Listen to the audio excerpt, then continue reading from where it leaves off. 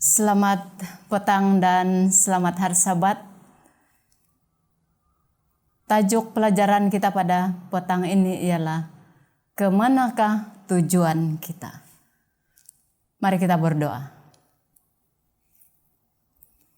Bapa di surga, terima kasih atas masa yang sangat indah ini bagi kami untuk mempelajari firman-Mu.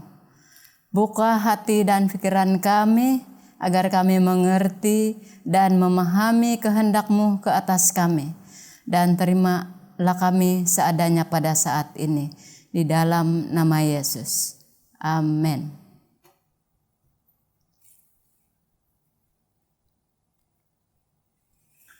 Ayat kunci pelajaran kita terdapat dalam Yesaya 51 ayat 6. Bumi memburuk seperti pakaian yang sudah usang, dan penduduknya akan mati seperti nyamuk. Tetapi kelepasan yang kuberikan akan tetap untuk selama-lamanya, dan keselamatan yang daripadaku tidak akan berakhir.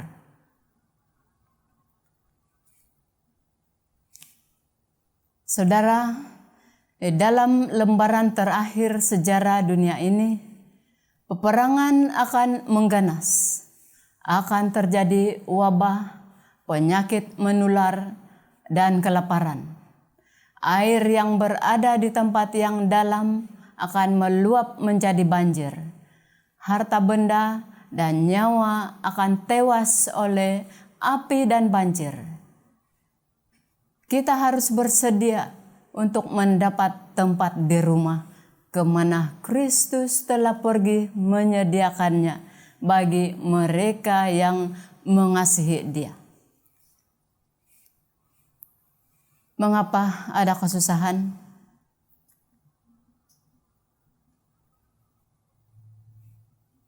Allah mempunyai suatu maksud dengan mengizinkan bencana-bencana itu terjadi. Itu merupakan salah satu cara dari Dia, yaitu Tuhan, untuk menyadarkan manusia. Oleh perbuatan yang ganjil melalui alam Allah hendak menerangkan kepada manusia yang ragu-ragu apa yang telah dengan jelas dinyatakannya di dalam firman Tuhan.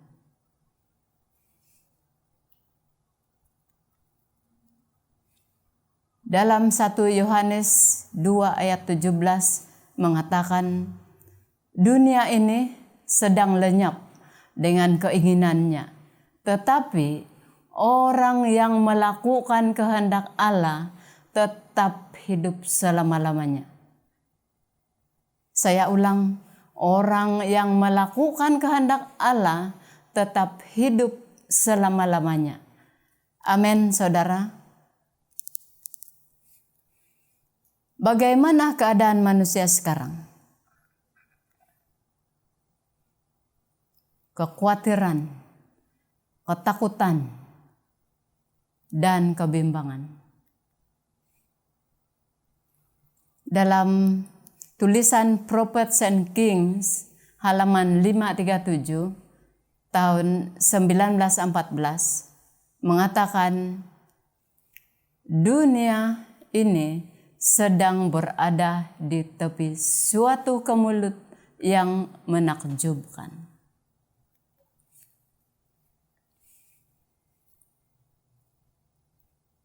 Dalam Yohanes 14 ayat 1,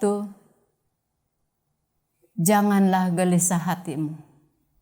Percayalah kepada Allah, percayalah juga kepadaku, kata Yesus. Jadi saudara, kita tidak perlu risau apapun yang berlaku di dalam kehidupan kita. Dalam kutipan Education halaman 178 tahun 1903 mengatakan, sementara kesulitan-kesulitan yang berputar seperti roda berada di bawah pimpinan tangan, di bawah kepak kerubium itu, Demikianlah lakun rumit dari kejadian-kejadian manusiawi berada di bawah pengendalian ilahi. Di tengah-tengah perselisihan dan keributan bangsa-bangsa, Ia, yaitu Tuhan yang duduk di atas kerubium itu, tetap mengarahkan kejadian-kejadian di bumi.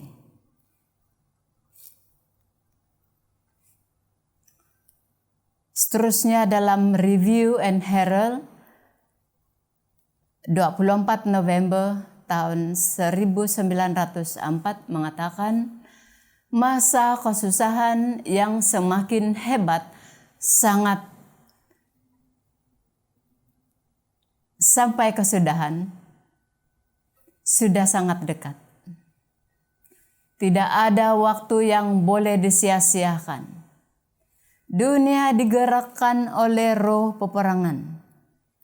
Nubuatan Daniel pasal 11 kini hampir mencapai kegenapannya.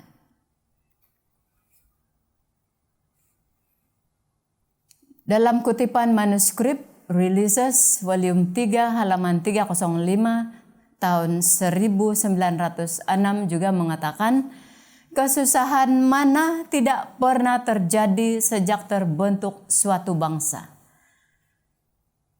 Seperti dalam Daniel 12 ayat 1, sedang menimpa kita. Dan kita sama seperti anak-anak dara yang tertidur. Kita harus bangun dan memohon kepada Tuhan Yesus agar dilindunginya kita, dibawa ke paknya yang abadi, dan membawa kita melewati masa pencobaan yang ada di depan kita.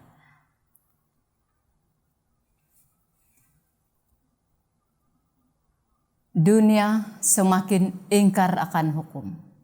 Dan tidak lama lagi kesusahan besar akan timbul di antara bangsa-bangsa. Yaitu kesusahan yang tidak akan berhenti sampai Yesus datang. Review and Herald 11 Februari 1904. Dalam kutipan Christian Service halaman 136 tahun 1905 juga mengatakan, ada masa keributan di hadapan kita. Tetapi janganlah kita mencetuskan satu kata ketidakpercayaan atau kekecewaan. Saudara, apa amaran Tuhan tentang penghukuman yang akan datang? Mereka yang menaruh iman dalam pekabaran pada zaman mereka, yang mengamalkan imannya dengan penurutan akan hukumnya, akan terlepas dari hukuman yang menimpa orang-orang yang tidak menurut dan tidak percaya. Ketika firman datang kepada Nuh, masuklah ke dalam bahtera itu, engkau dan seisi rumahmu, sebab engkaulah yang kulihat benar di hadapanku di antara orang zaman ini, kata Tuhan. Nuh menurut dan diselamatkan. Ketika pekabaran datang kepada Lot, bangunlah dan keluarlah dari tempat ini, sebab Tuhan akan memusnahkan kota ini. Seperti dalam Kejadian 7 ayat 1, Kejadian 19 ayat 14. Lot menempatkan diri di bawah pengawalan utusan surgawi itu. Lalu dia diselamatkan. Demikian juga murid-murid Kristus diberi amaran tentang kemusnahan kota Yerusalem. Mereka yang memperhatikan tanda-tanda kehancuran yang akan datang, lalu melarikan diri dari kota supaya terlepas dari kemusnahan itu. Dalam kutipan Desire of Ages, halaman 634, 1898 mengatakan, demikianlah kita sekarang sudah diberi amaran akan kedatangan Kristus kedua kali dan tentang kebinasaan yang akan menimpa dunia ini. Mereka yang menanggapi atau merespon amaran itu akan diselamatkan. Saudara, apa yang bakal terjadi pada zaman kita? Sebelum penyalibannya, yaitu Yesus, Juru Selamat telah menerangkan kepada murid-muridnya bahwa ia akan dibunuh kemudian bangkit dari kubur, dan malaikat hadir untuk menanamkan kata-katanya itu ke dalam pikiran dan hati mereka. Tetapi murid-murid itu mencari kelepasan sementara dari kuk orang Roma.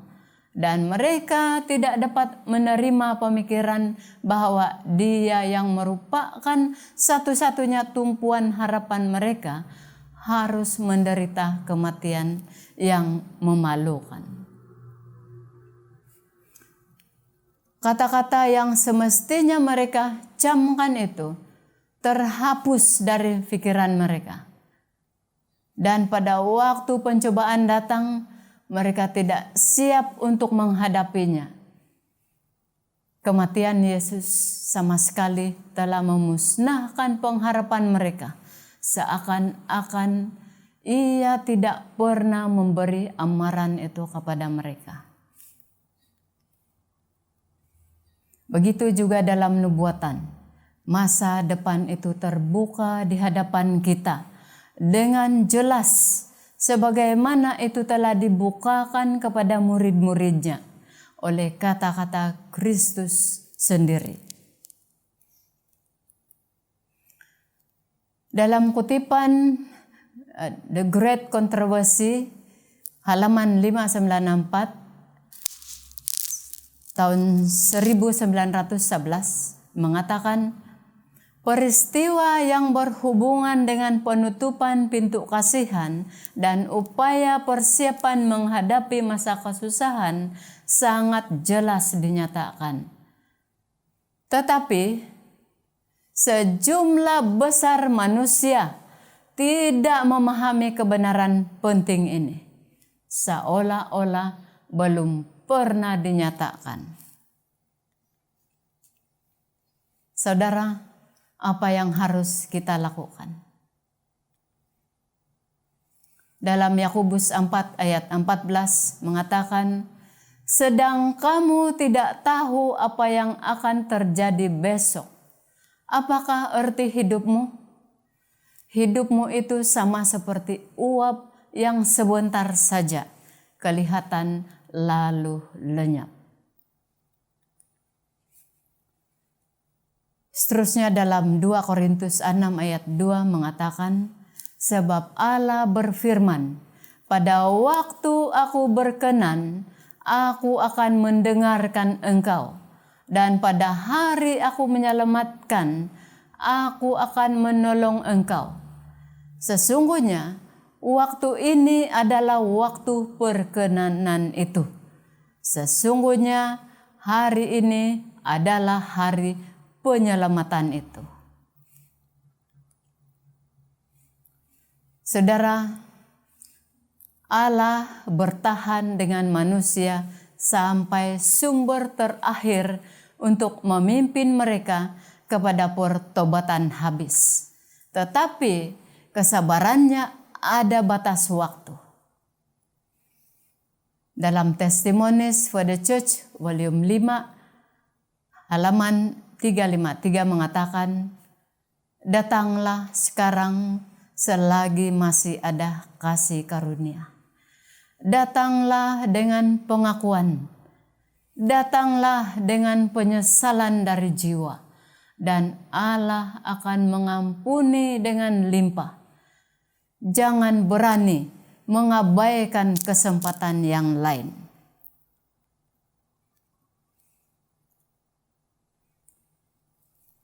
Dalam kutipan Testimonies for the Church, volume 9, halaman 208, mengatakan, badai akan datang, keganasannya tanpa belas kasihan. Sudahkah kita bersedia menghadapinya? Sudahkah kita bersatu dengan Kristus sama seperti Dia bersatu dengan Bapa? Sudahkah kita waris Allah dan bersama-sama waris dengan Kristus? Tabiat Kristus harus menjadi tabiat kita. Kita harus diubah dengan memperbaharui hati kita. Inilah satu-satunya keselamatan kita. Tidak ada yang memisahkan seorang Kristen yang hidup dari Allah. Amin, saudara. Kemanakah destinasi hidup kita? Dalam 2 Petrus 3 ayat 13, tetapi sesuai dengan janjinya, yaitu Tuhan, kita menantikan langit yang baru dan bumi yang baru, di mana tempat kebenaran, terdapat kebenaran.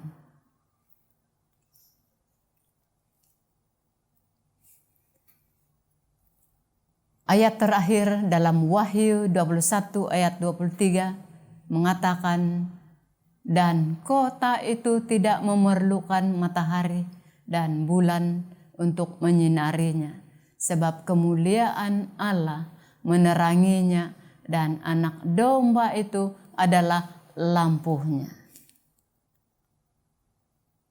Sekian, Tuhan memberkati. Mari kita tutup doa ini.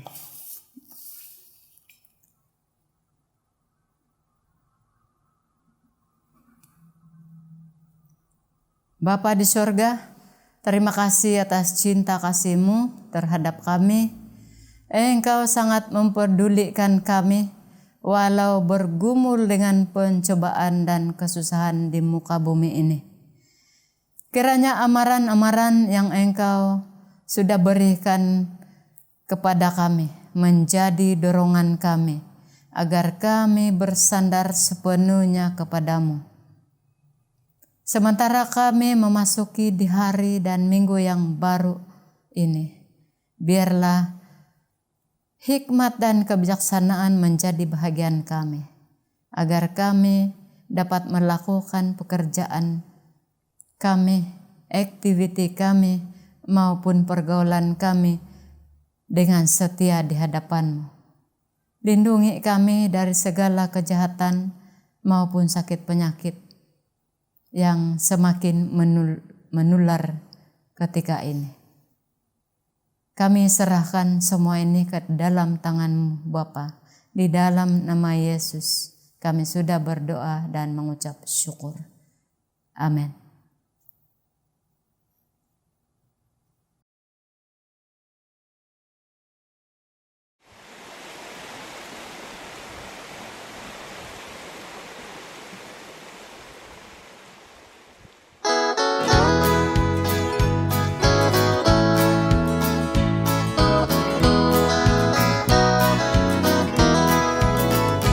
There's a land that is brighter than day, and by faith we can see it afar. For the Father waits over the way to prepare us a dwelling place there. In the sweet by and by, we shall meet on that beautiful shore. In the sweet by and by, we shall meet on that beautiful shore. We shall sing on that beautiful shore the melodious songs of the blessed, and our spirits shall sorrow no more. Not a sigh for for the blessing of rest in the sweet by and by. We shall meet on that beautiful shore in the sweet by and by. We shall meet on that beautiful shore.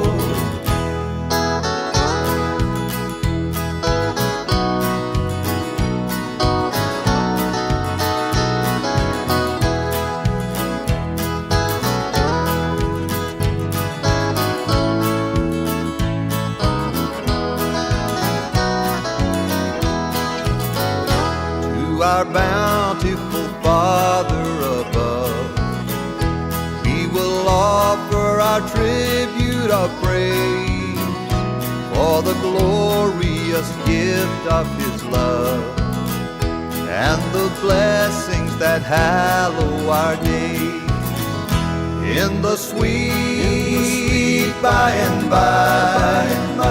We shall meet on that beautiful shore in the sweet by and by.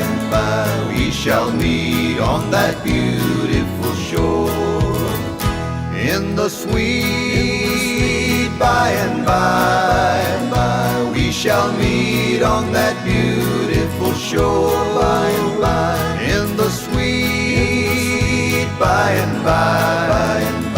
We shall meet on that beautiful shore. We shall meet on that beautiful